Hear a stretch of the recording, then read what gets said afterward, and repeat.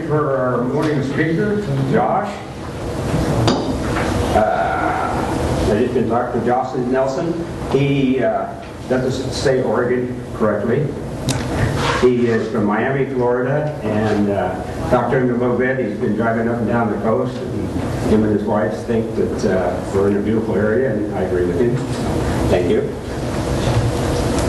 Okay, Josh is the co-founder and CEO of Plumber's CEO.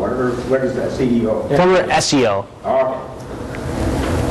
And is recognized expert in internet marketing strategies, for plumbing and HVAC. He offers his vast experience in developing and implementing online marketing programs for contracting industry, not only get traffic, but also drive new business. I'm sorry for my glasses too. I couldn't find mine, so I have my wife's. He had the opportunity to work with plumbers and the HVAC contractors in some of the most competitive markets across the United States, and is credited for taking them from virtually no presence online to the point where they now dominate the search engine in their area. Josh is a co-author of the widely used Internet Marketing and CEO Guide for Plumbing Contractors. He also has written several articles on Internet marketing, search engine optimization, Google Mac listing organization, social media marketing, has been a speaker at contractor meetings and workshops. Josh has lectured at several trade organizations, including PHCC, MPCA, and Chamber of Commerce. Join us in welcoming Josh Nelson.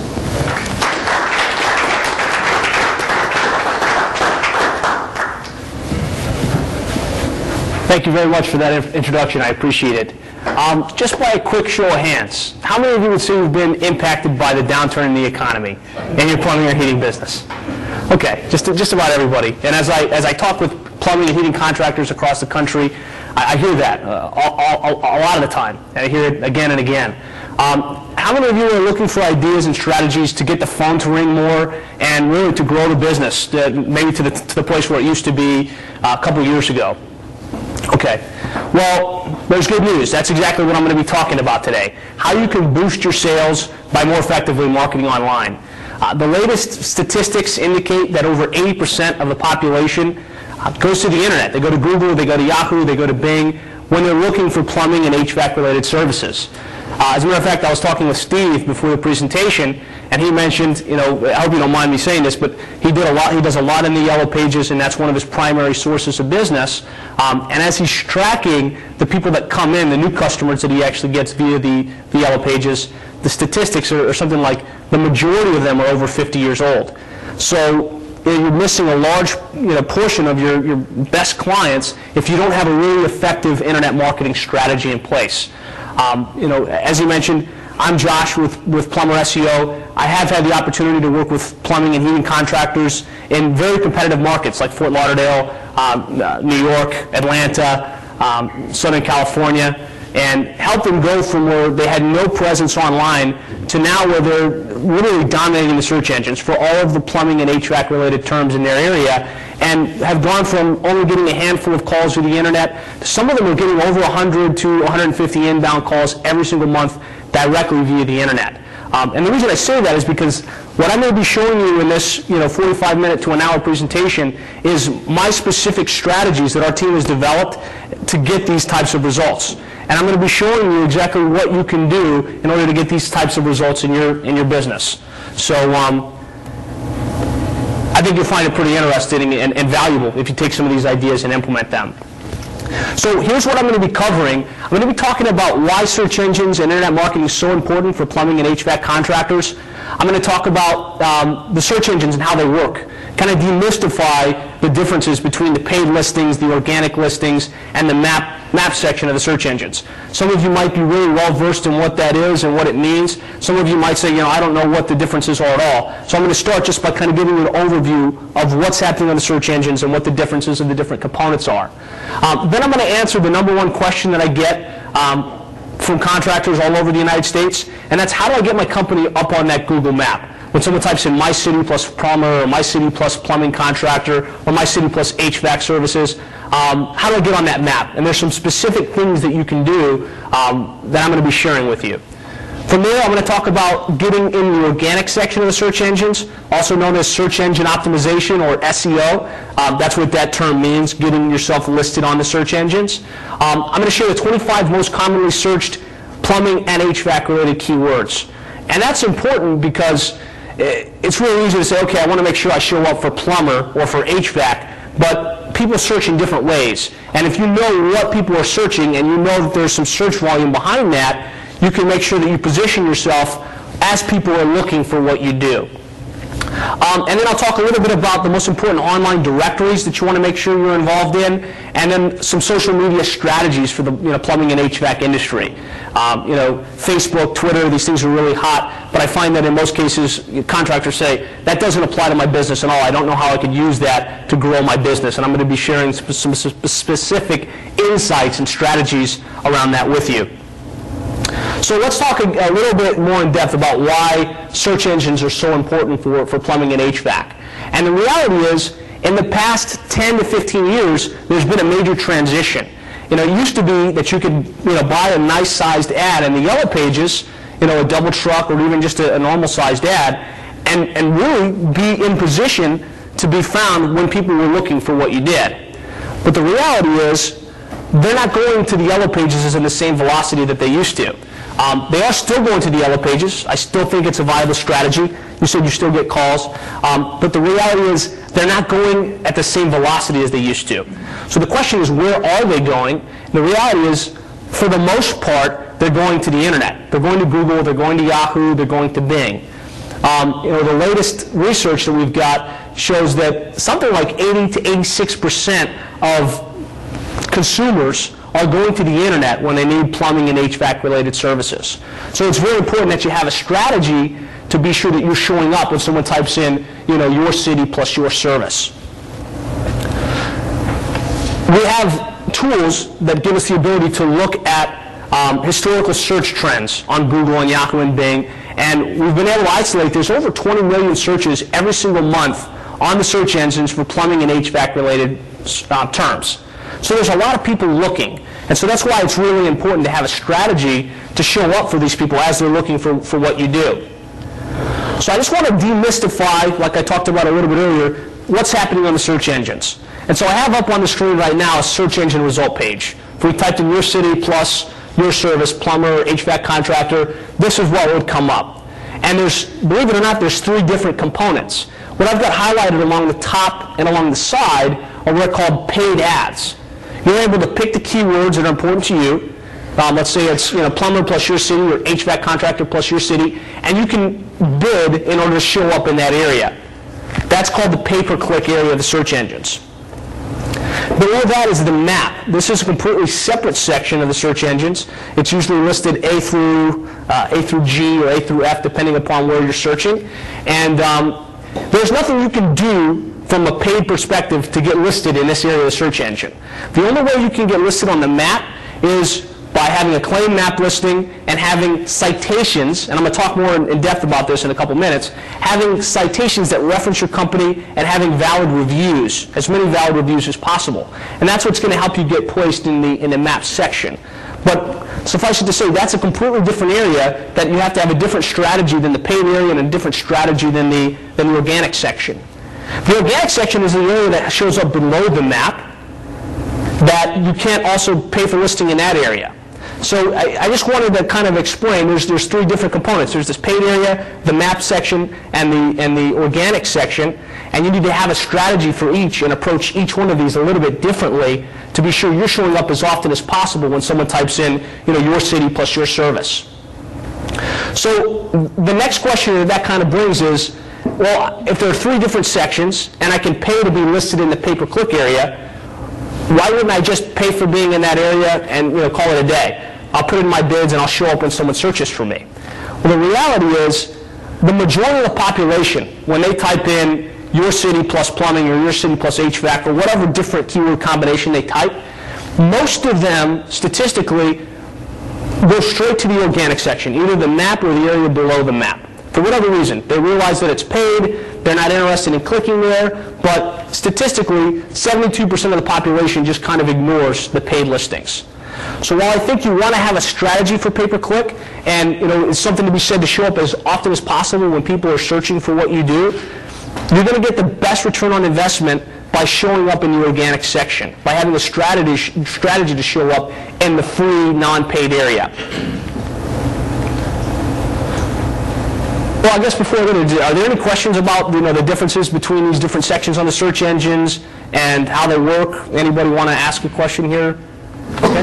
The only question I have is on the understanding of the paid section, the middle section, and the lower organic section. Mm-hmm. Can you, can you judge that to the, for me it would be having a big ad in the yellow pages, or one full page in the yellow pages as the paid portion, and then having smaller ads going into the midsection, and then the two-liners for the organic. Is that the equivalent? I understand what you're saying. It really doesn't apply that same way, because you could buy a double truck, right, and know that you've got prominent placement right where everybody's looking, okay, right in the yellow pages. Where here, you can pay for one line in the paid area, right, but like I said, most people go straight to the organic section. So you can't really buy placement on the map or in the organic area. You have to have an internet marketing strategy that is conducive to getting in that area of the search engines. I don't know if that answers your question. Yeah. Kind of. Yeah, absolutely. Is there any reasoning why they go down to the organic section? Could it be because there appears to be more content in each of those listings? I've heard a lot of different theories on why people go to the organic section. Part of it stems back to, if you think about it, Yahoo used to be the predominant search engine, and that's where people used to search and find information. And what they would find is the pay-per-click was a lot less relevant, because, like you said, there wasn't good content or whatever the case is. People could just buy their positioning there. Where when they went to the organic section, they found more of what they were actually looking for. They found more valuable information. The other theory is, people realize at this point, for the most part, not everybody, some of you might not have realized it, but a lot of people realize that's paid. And so they just kind of say, you know what, I'm not interested in being sold to, I'm interested in getting the information that I want. I've looked at this a lot, and I think that's very similar to a full-page ad in the yellow page book. Anybody with any experience knows that that's the new guy on the block, or the guy that's a high-price leader, because you got to pay for that expensive ad. Mm-hmm. So anybody that knows that won't call that company, and will pick one of the smaller ads. And I think that's what goes on in people's mentality on going down the list. Because I find when I'm looking for something, I do the same thing. I find I go down through and read for content, and then try to find some references on it, and then get information on it. That's a good point. Yeah, because you feel like if I click that first guy, I'm going to be paying for that ad, basically in a premium on my service. That's the perception, and I think that's most astute people know that. Mm-hmm. That makes a lot of sense. Yeah, I think one thing I was noticing is if you're looking for a particular manufacturer and you put them in, the top ones are going to be, you're trying to find American Standard faucets or Delta faucets or Bradford White water heaters, or you put that in the top part, it's people that are selling those, but then if you get down past that sold stuff, you're getting down into the actual people informational that you're looking for, instead of the fluff that's up at the top. So that's where I'll go right down to the next ones down to get to the actual ones. Right. I don't know if this is very relevant to make a comment on what Ron was saying. I've had ads from full page all the way down to smaller. And what I've noticed is the bigger the page, yeah, the more calls that you get. And there's no doubt about that. But also, something else I noticed too was the bigger the page, the people that were calling that page were less sensitive about price, right? So somebody who calls up, somebody with a big display ad, just wants something done, and they're really not, and they're not interested in price shopping, or not nearly as much. And so I don't know if that plays in here. Particularly, I noticed that when I went from full page to half page, it generated almost the same number of calls, but the people from the half page were much more cost conscious than the people that called the full page. Just from a conversion perspective. Yeah. Interesting. Kind of contradicts what's being said here. Well, that's what I'm, but it's, the yellow pages is different than this, is the point. Okay? And it could very well be that, because you're saying is that 72% of the people go to the organic section, maybe the full page ad was attracting that top 30% of the market to begin with. I think it doesn't contradict. I think the way I interpret it is people realize it's paid. They're going to the first thing that they see. So if they clicked on the sponsored listings, the first three, and then the ones along the side, they're the ones that are just trying to get the best price. Where if somebody looks down and they're looking at the organic section, they look at your website, they get to feel who you are, what you're about, what makes you different than your competition. Well, then they're going to be calling you, ready to do business with you, as opposed to just price shopping. That's the way I interpret what you're saying. When I do shopping on internet, if there's something that I really want and I don't got time to fiddle with it, I will click on one of those paid links, because I know that I'm going to be getting, I don't have to wade through a bunch of stuff, and I know I'll be getting a professional website with customer service and with quick shipping. At least that's my perception anyway. For the most part, it's true. Yeah. And I really feel like you have to have a strategy to show up as often as possible. I mean, ideally, you want to show up in the sponsored, you want to show up in the map, and you want to show up as high as possible in the organic. That way they're seeing you in a number of places. But just if you're looking at limited resources and where you can spend your time, your energy, and your dollars to get the best return on investment, we found that that's by investing your time and energy in the organic and the map listings. What do you mean by organic? So organic being, this area here and here. That's organic. You can't buy your way into that area there. That's what I'm referring to. That's a result of your search words, the keywords on your website. Correct. Google or any of the search engines just normally propagated from those search terms. And so what I'm going to be talking about now is what you can do to make sure your company's showing up on that map and showing up in the organic section in your area. So let's talk about how you can get yourself listed on the Google map. The first thing you need to do is claim your Google Places listing. If you haven't already done this, some of you might have done this and it's old information, but some of you haven't.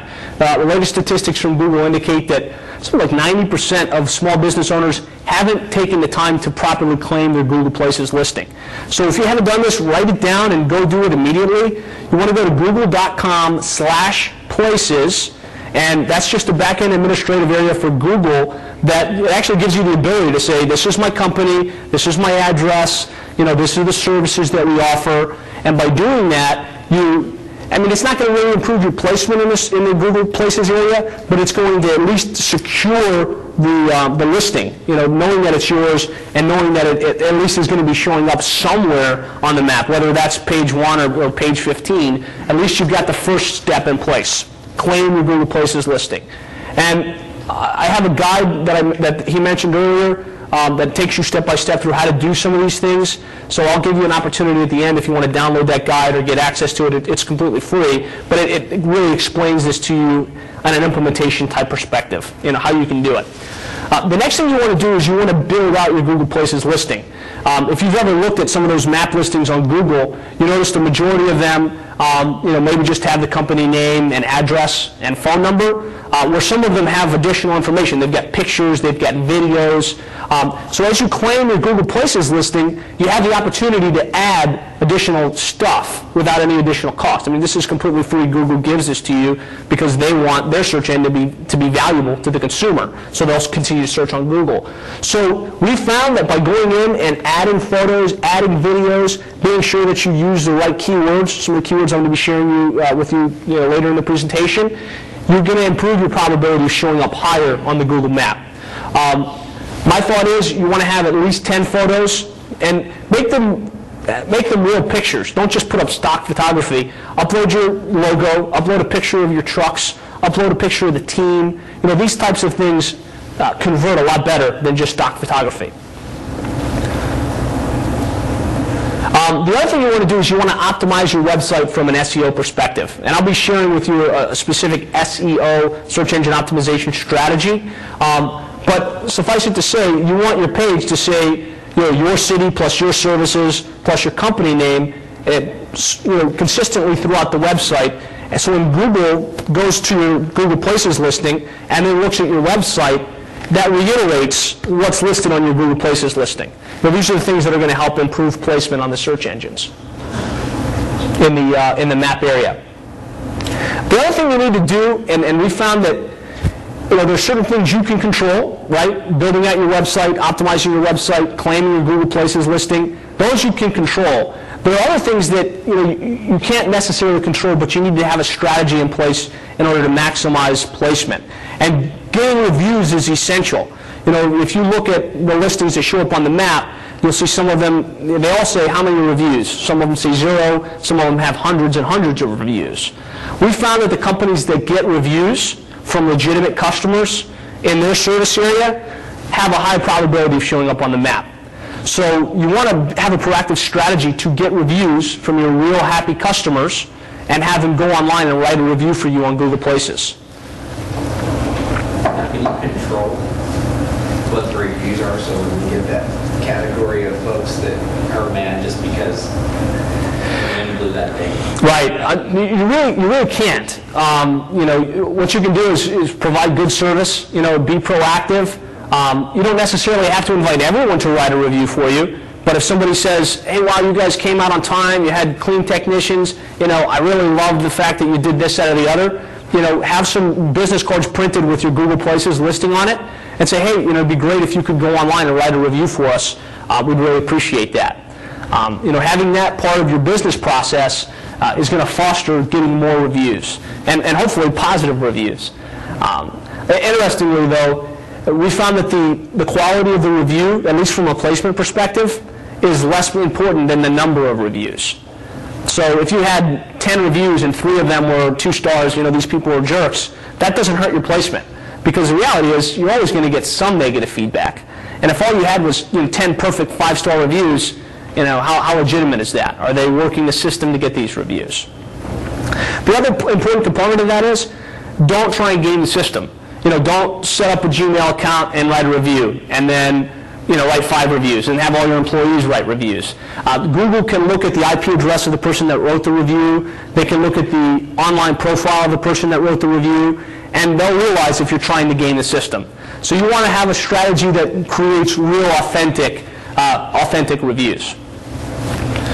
The other thing that's a little less known for getting placement in the search engines is the idea of getting citations and having a consistent name, address, phone number profile, or your NAP.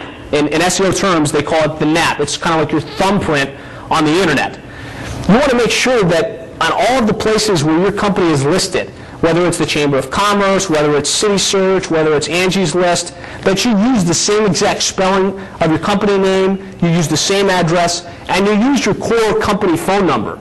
I'm a big advocate for having tracking numbers on the website so you can track how many calls are coming in, but on your online listings, you need to use that primary number, preferably the number that you used when you set up your business years ago, because the longer that phone number has been online or active and it's been associated with your company, we find that that's a major determinant in placement on the search engines.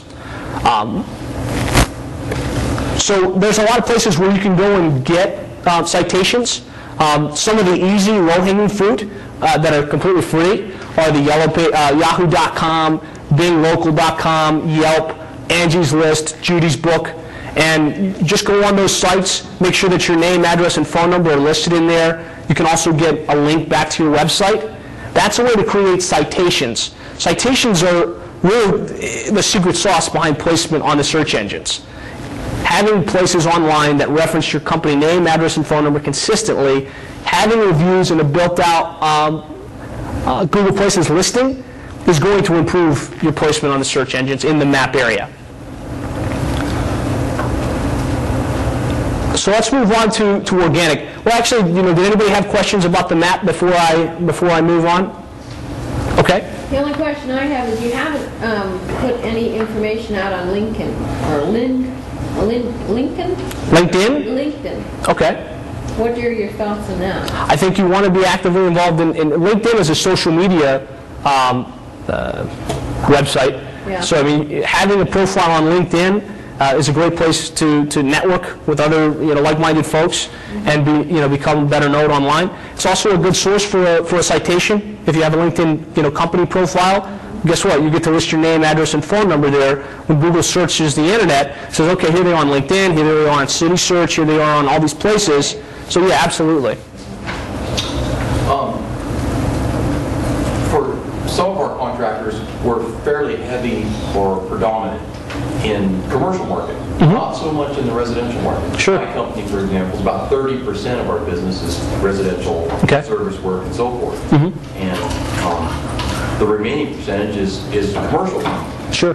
How does the internet or LinkedIn is a good way to go about that, I assume, in order to reach out and make contact with some of our general contractor and larger commercial sort of we have a contractor we work with in Miami that's almost like kind of similar to you, 70 or 80% commercially based.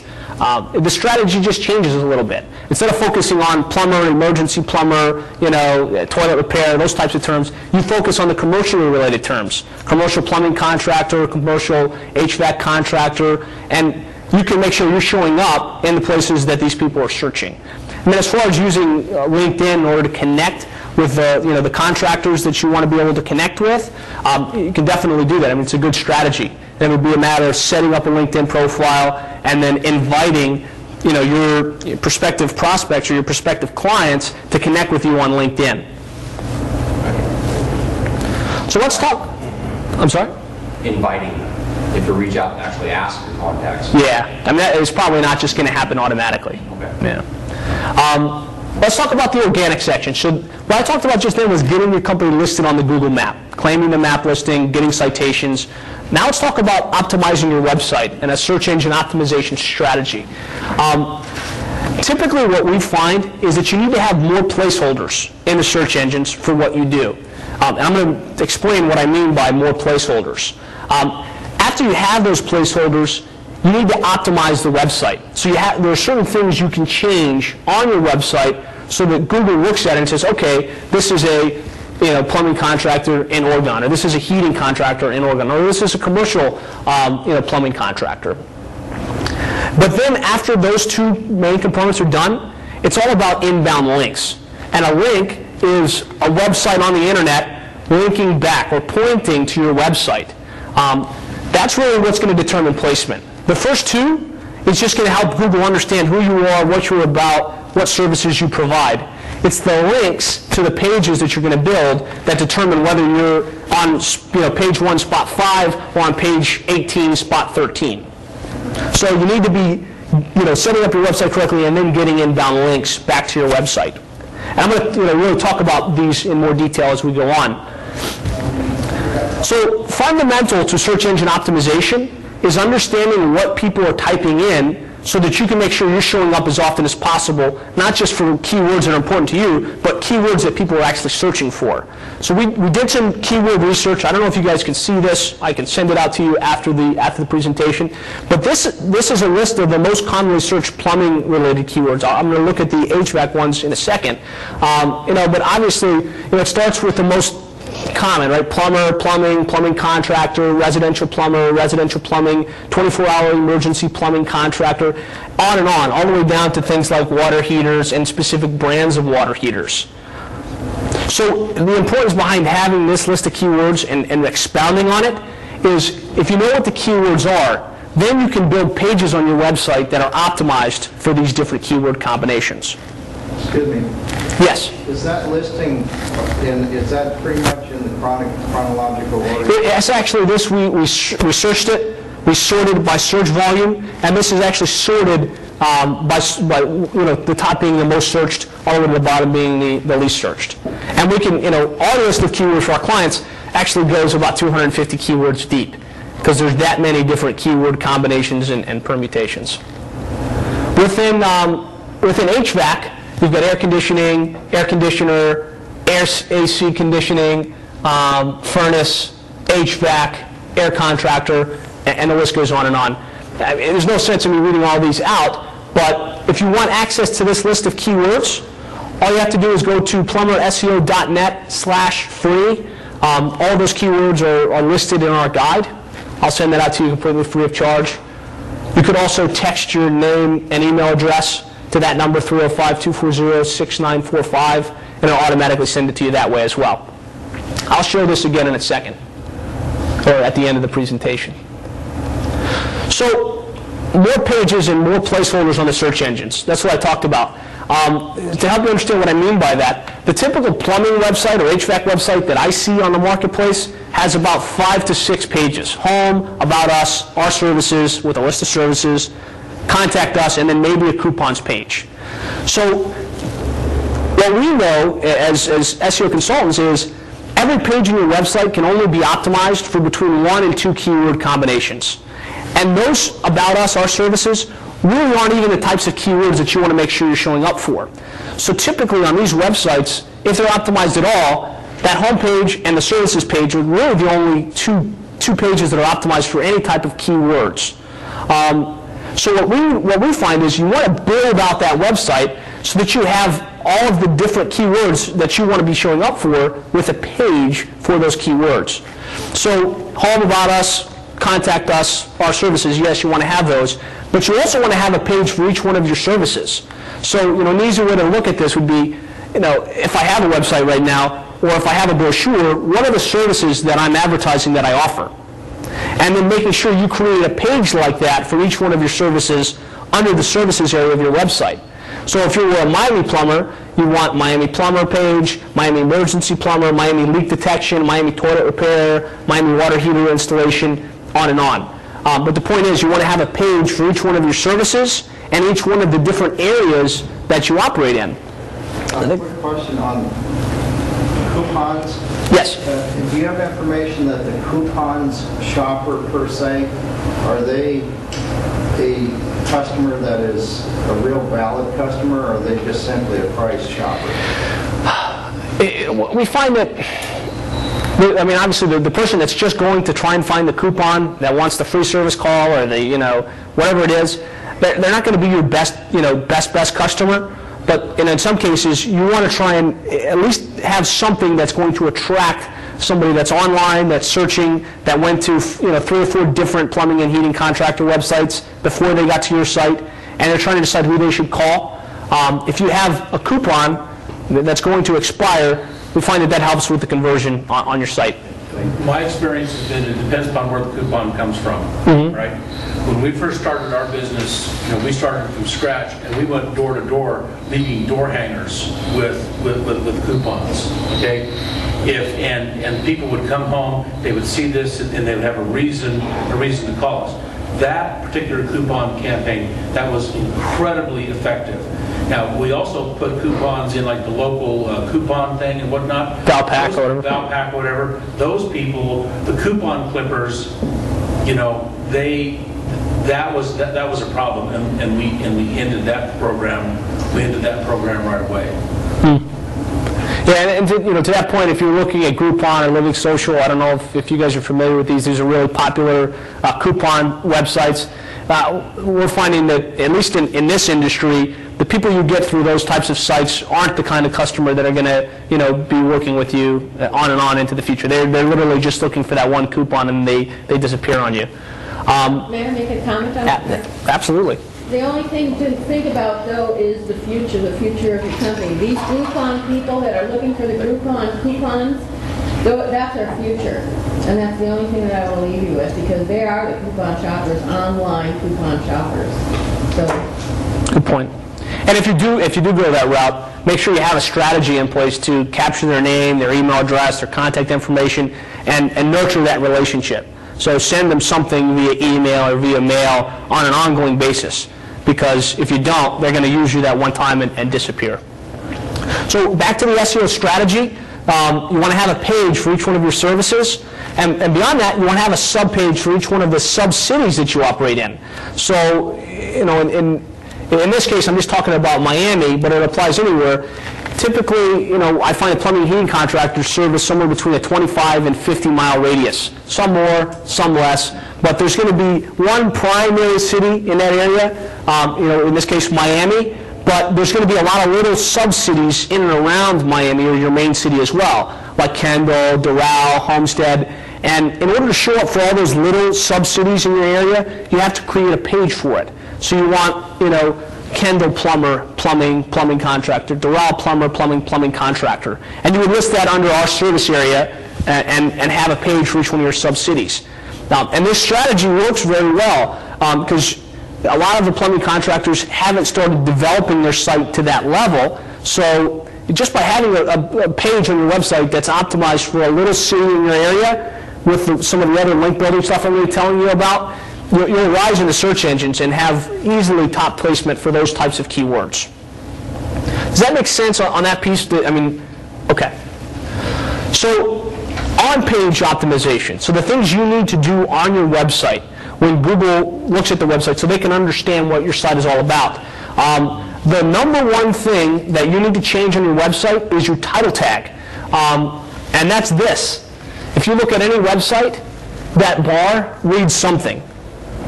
And it's very easy to change. Either you could tell your web developer, I need to change my title tag, or if you have one of the more updated content management systems, they have a place, change your title tag. What I find in most cases, the title tag for plumbing and heating contractors is the name of the company, Joe's Heating Service, or Joe's Plumbing Service. And that's a major miss, because you've told Google that your website is about Joe's Plumbing Service.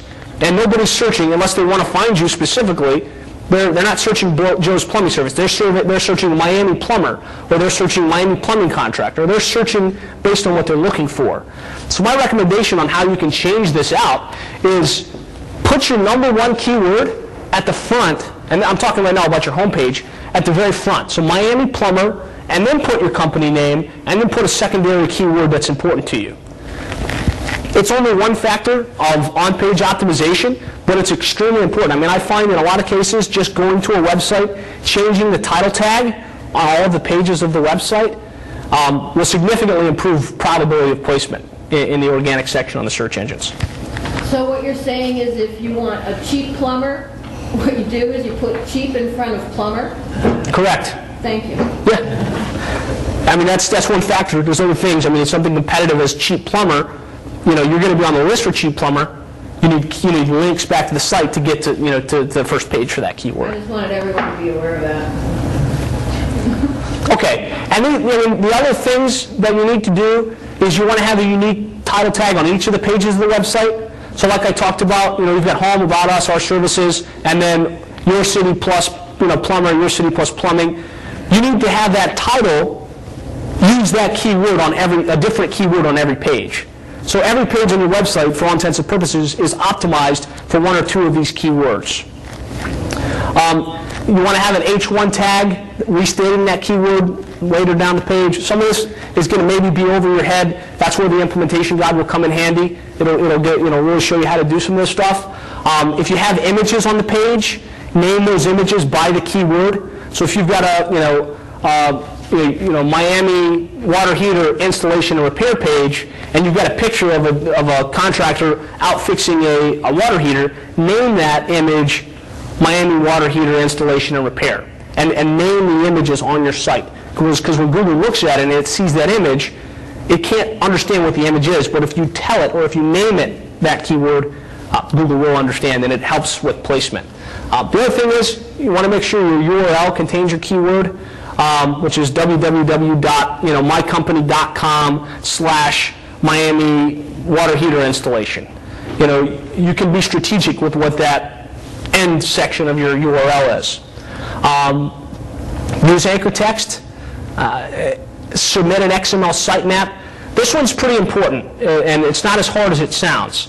If you go online and you just type in XML sitemap generator, there's a ton of tools out there that are completely free. You type in your website address, and it will shoot you a customized XML sitemap. And then you can go to Google or to Bing, or actually probably to both, set up an account, just type in Google Webmaster Tools, and create a username and password, claim your website, upload the sitemap, and this is important because unless Google has this sitemap, it's not going to know that you built out all these pages on your website. So you took the time and the initiative to take your website from home about us, our services, to a 50-page website with all of the different keywords that are important to you. This sitemap tells Google, okay, there are actually 50 pages on this website. So you want to do that. Create the sitemap, upload it, and now you've got, like I talked about, more indexation, more placement on the search engines. And my guide, that part's a little confusing. My guide will help you with that piece. But all of that stuff, all that does is get you on the search engine for the keywords that are important to you. It doesn't mean you're on spot 1. It doesn't mean you're on page 5. It just means you're on the list somewhere. The thing that's going to determine, whether you're on page 1 or page 7 is the number of links pointing to your website, the number of other websites online that are linking to you. And so really 70% of the battle is getting those inbound links. And if your page has more links, quality links, legitimate links, than your competition, you will show up higher than they do. That's just the way the search engines work. So let's talk about how you can get links to your website. Low-hanging fruit, get links from any associations that you're a member of. So if you're a PHCC Oregon member and a PHCC member, make sure somewhere on their website they have a link pointing back to your website. If you're a member of the Chamber of Commerce, if you buy from a specific vendor and they have an online directory, making sure you have links pointing to your website from those places is going to improve your probability of showing up. Claiming your directory listings on all of the free online directory sources, also a great place to get inbound links back to your website. Some things you can do outside of the box is creating content. On the internet, content is king. You see blogs and you see all this stuff out there. Well, in your business, you have specific knowledge about the differences between PVC and copper piping and the importance of that, about the differences between a tanked water heater and a tankless water heater, for instance. You can write an article about that topic, put it on your blog, and then push it out to online directory sites. There are sites that literally just store information that is valuable to searchers. Well, by taking your content and putting it on those sites, at the bottom you're able to put a link back to your website. So by creating one article, you can push it out to several hundred online sites and create hundreds of inbound links back to your website. That's a great way to create inbound links. The one I like best that actually works extremely well is competitive link acquisition, especially for specific keywords. And so the way this comes into play is, let's just use Portland Plumber, right? You're not showing up for Portland Plumber, but you want to show up for Portland Plumber. If you're your city plus Plumber. Somebody has spot 1, somebody has spot 2. So, there are people that are in position right now. The reason they have that position is because they've got an optimized website and inbound links that you don't have. So if you want to see who's linking to them, you can actually do that. You can go to yahoo.com, type in link, whatever their website address is, press enter, and Yahoo will spit out a list of all of the websites that are linking to them. And you can systematically go out and say, okay, they have a link from the Portland Sun. How do I go out and get that same inbound link? They have a listing on plumbingweb.org. Let's just say it's a website out there. You can go out and make sure you get added to that same list. So by doing this against all of your competition, over time you'll get more inbound links than them, and you'll be in better position than they are. That's competitive link. Yeah. So you could go out and recreate all the links that they have, add a few more, and that would jump you ahead of them? Correct. Correct. If you can get one more link than your competition, that is of the same quality. That's the important thing. You can have thousands of links that are on garbage websites that don't really have any relevance or they're not quality. You won't be in better position than them. But if you can get those same links of similar quality in Google's eyes, you'll be better placed. Online directories are important. I don't know how much time I have left, so I'm not going to spend a lot of time here. It used to be, if you wanted to be in the place where people searched predominantly for plumbing services, you could go buy a full-page ad in the Yellow Page, and you knew you'd at least get seen. Well, now that's become a lot more fragmented. People go to the Yellow Page, they go to yp.com, they go to Google, and there's a lot of other online directories. But I just want to share some of the most important directories that you want to make sure that you're involved in, whether that's just getting a free listing or actually paying for a listing. The obvious ones are Google Places, Yahoo Local, and Bing Local. Those are musts. You have to be in those directories.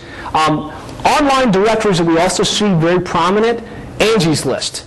We talked about attracting the right demographic and the right kind of customer. For whatever reason, the clients that we have, that we work with, that are actively involved in Angie's List, in a lot of cases are paying for Angie's List listing and have a lot of profile reviews, get a lot of quality business from it.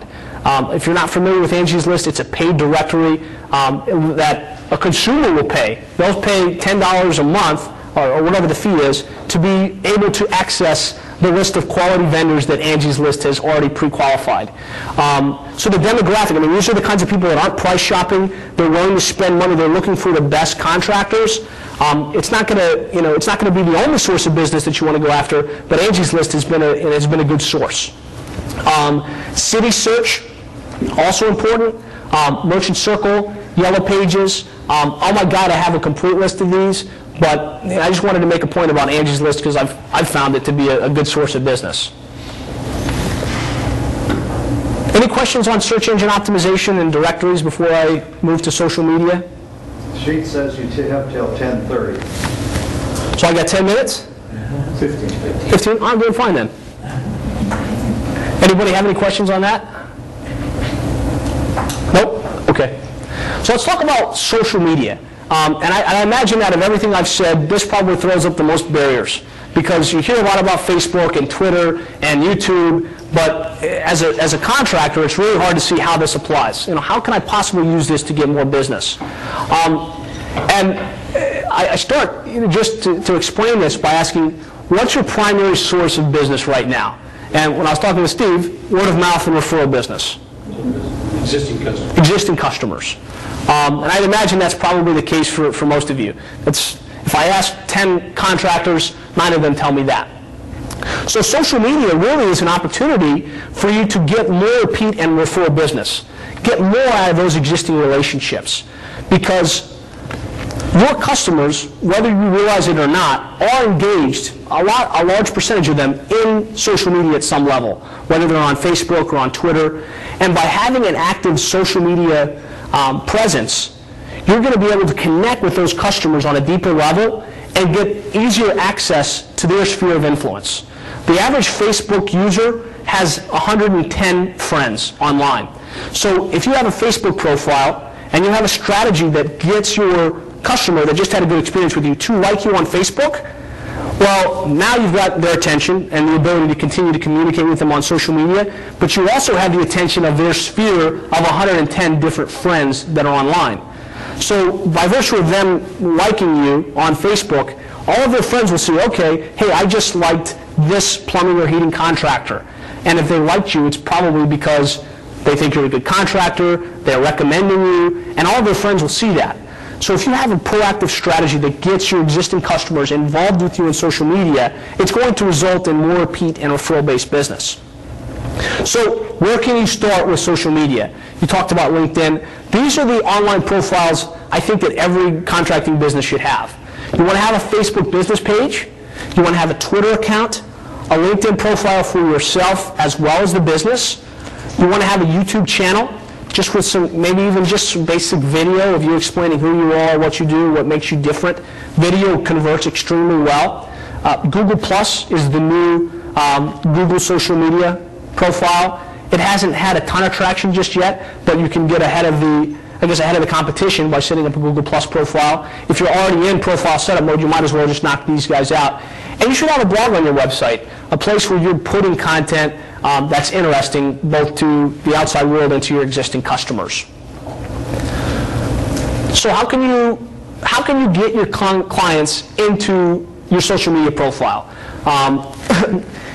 The best way to do this is if you have some type of existing email database of your existing customers. Some of you do, some of you don't. If you do, I definitely suggest sending out an email once your social media profiles are up that says, hey, we're actively involved now in Facebook and Twitter, and give them some type of incentive to like you on Facebook. Because then you can get a base of followers and fans that are your real legitimate customers that know you and like you and trust you, Give them incentive, maybe a discount off their next purchase, give them something for free that is low cost to you, maybe it's free to you anyways, but it has a perceived value to them. Because this is advertising that's going to result in an increase in your most important criteria, which is your existing customers and your past client base. From there, you need to post valuable content on an ongoing basis to these profiles. Because it's one thing to have a Facebook page with 20 or 30 or 50 or 75 of your existing customers on there, but if you're not putting out information on a consistent basis, it really doesn't do a lot for you. So I say you need to be posting at least on a weekly basis. For our clients, we post on a daily basis, but it's not sales. It's not, here's a percentage discount off your next service. It's giving them information. And sometimes it's silly. It's a picture of one of your guys out in the field. It's a picture of one of your trucks. It's a tip on the difference between, copper and PVC piping, etc. But you want to be putting information out on a consistent basis on these social profiles because it's going to help you remain top of mind with your existing customers. So just to recap, in order to get on the Google map, you have to claim and optimize your map listing. And in case, definitely write down google.com/places. All of you that haven't done it already need to go claim your Google Places listing. Optimize your website from an SEO perspective. Create pages on your site for each one of the services and each one of the different areas that you operate in, and then get proactive about getting inbound links back to your site. And leverage social media in order to drive more repeat and referral-based business. And then use email as a mechanism in order to get your current customers engaged with you on social media. The other thing I recommend with email, there are all kinds of autoresponder software out there, which is basically just something that if you put an email address in, you can have a sequence of emails go out. No reason all of you couldn't set up an autoresponder for your existing clients where somebody just did business with you and you want to thank them anyways. So you collect their email address, you add them to the autoresponder, and the next day they get a thank you email. Hey, thanks so much for choosing our business. We appreciate the opportunity to serve you. By the way, we've got this Google Places profile. If you had a good experience, we'd really appreciate if you would write us a review. Have that go out every time you service a customer, you're going to get more reviews. And then from there, maybe 2 weeks later, have an email that goes out that says, hey, by the way, we're actively involved in social media. We've got Facebook, we've got Twitter, we've got YouTube. We're putting out valuable information about our business, about this community. Like us on there and get some kind of discount. That's going to get your customers engaged with you in social media. And then from there, you've got the email address of your customers. So there's no reason you can't email them something on a monthly basis just to remain top of mind and get more of that repeat and referral-based business. That's my recap. Now, are there any questions that you guys have or anything you want? What medium do you use to control your email list to go back for auto-response? Do you have a recommended program or recommended system to do that? There's Outlook don't really facilitate that. There's a number out there. One of the ones that we see, at least for the one-time emails, constant contact is very popular. Aweber is a great piece of software for the auto-responding portion. So Constant Contact will send out one email to, if you have 100 people, one email goes out to 100 people, and it customizes it. Aweber, or if you just typed in a search for auto-responding software, will give you the ability to, after service, enter the 5 people you serviced that day and put them into an automated follow-up sequence that that asks them for the review and then asks them to engage with you on social media. Absolutely. Yeah, as you guys are brainstorming, going through all of this, how many more years, or has it come up in the process, how many more years till the yellow pages are no longer printed and delivered into the homes? I don't have any stats or data on that. I would say people, I'd say they're going to try and print that as long as they can because it's a cash cow for them. Here's one thing that's changed. They're starting to charge because people are pulling out. They're starting to charge per hit. So in other words, you can now buy a yellow page ad and you pay for it per hit. So they're taking some risk instead of charging you, $5,000, $2,000. 60,000, they're charging you per hit, and then kind of like what's happening on the internet. So I think they're having to change how they do business already. We'll see how it goes. Any other questions? No? So then the only other thing here for you is, if you want to download that guide, it's 55 pages. It takes you through all of this in depth, how to claim your map listing, which directories you want to be in, most commonly searched keywords. You can just go to plumberseo.net/free, enter your name and email address, and it'll be sent to you, or you can text your information to that number. This is great. Thank you. With time to spare, at least a minute. Good job. Thank you guys very much. It was a pleasure. I really appreciate it.